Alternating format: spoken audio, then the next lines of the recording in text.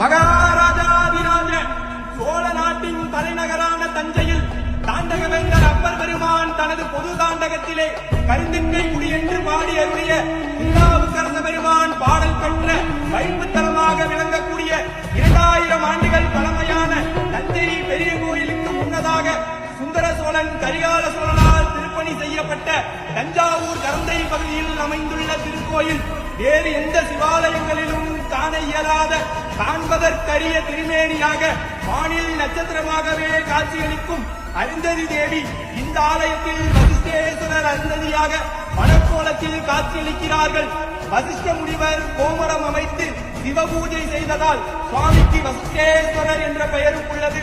சோழ மன்னனின் கருங்குஷ்டம் நோயை தீர்த்து கருணா சுவாமி என்று பெயர் பெற்ற கருங்கிட்டைக்குடி மகாதேவர் கரந்தை மக்களின் காவலன் சிவபூத கணங்களின் தலைவன் எங்களின் எஜமான் பெரியநாயகி தாயார் உணராகிய கரந்தை கருணா சுவாமி எழுந்தருள்கிறார்.